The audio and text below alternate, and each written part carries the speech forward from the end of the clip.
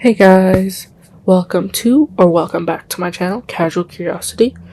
I know it's been a minute since I posted, but I've brought with me a new series. I'm going to be trying to post more on my laptop since I figured it kind of is easier than me holding my phone. That's what I was doing the last time. But, hello, I know it's been a while since I posted. I've been really busy. But I will be providing a new series in exchange for my absence. Well, in response to my absence.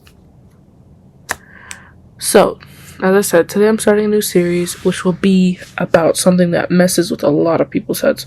Over here is my script, so that's why I'm looking in this region. I just felt like I needed to share my chicken with you guys. But we're going to be going over something that messes a lot of people's head. The Mandela Effect. You may have heard of it before, you may have not. But you guys that are usual viewers, you know the usual. I break down an intro video. I break it down into sub-videos of topics within it. And then I do a recap, outro, whatever you want to call it. Anyway, for my new viewers, again, hi. I've done I think this will be my 4th series. I've done 3 other ones: Dreams, Afterlife, and Change. If you want to watch those are on my channel in the playlists if you want to just go video by video. But it's up to you. And then, yeah, that's about it. We're just going to go over the Mandela Effect. We're going to explain what it is, where the name originated, and why so many people find it unsettling, basically. And the following videos will go into deeper... Don't know why I did that. We'll go into deeper into memory, famous examples, and different explanations as to why the Mandela Effect occurs. But this one will probably be a little bit more briefer. I always say that, but it usually isn't.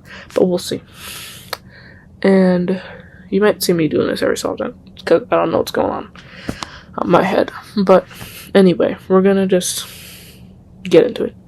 So, I usually go into, I usually do the textbook definition, what everyone says or what the internet says it is. And basically the Mandela Effect is a phenomenon in which a large group of people, say, like a city, not like a city, but like the general population, general public will believe in something occurring. So it's like a shared memory, a memory that's not true. And it's different from what actually, what it says directly is a large group of people that share a memory that differs from verified facts, records, or what reality actually is. I guess an example would be if someone believed, or if a group of people believed that bananas were vegetables, but you have the realization, but the truth is bananas are fruits. I guess that's a really bad example, but we'll get into it properly later on. The term actually originated from the widespread belief that Nelson Mandela died in prison in the 1980s, despite him actually being released and passing away decades later. I didn't know that that's where the name originated from. I just thought, something. I guess it would have to do with him, right? Anyway, what made it significant was not just the mistake, but the fact that some people remembered it in the same way. So that so many people thought, yeah, he died in prison, yeah, that's right.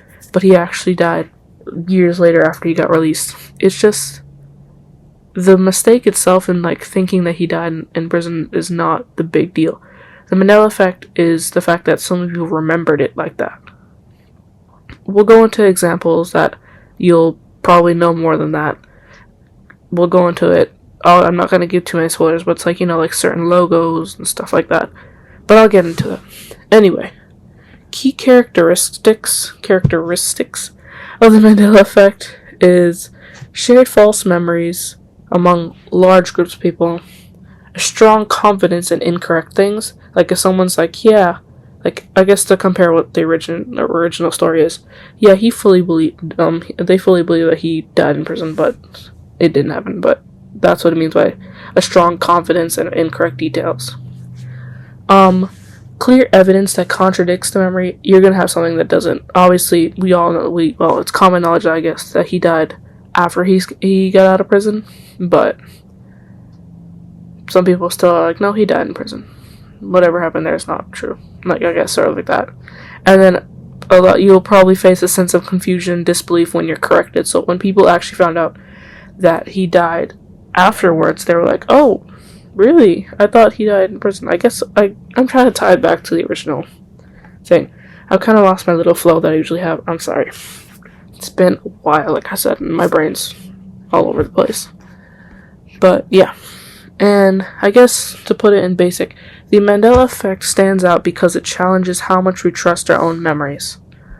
It makes people challenge how well they recollect things, I guess, to put it in a better state. I guess it challenges how much you remember and how much of it is correct, or if your brain just filled the gaps. Or just put a logical scenario in there instead of what actually happened. But now that we know what it is, the big question is, why does it happen at all? Why does this occur? And in the next video, we will be talking about how memory works, so we can, piece together as to why the Mandela Effect happens. And we'll just basically dive into how memory works and how it can change without us realizing. As I said, your brain fills gaps and in memories and things like that. Anyways, sorry this video's a little rough. I promise I'll improve. Otherwise, you guys have a good day, good night, and stay curious. Bye-bye.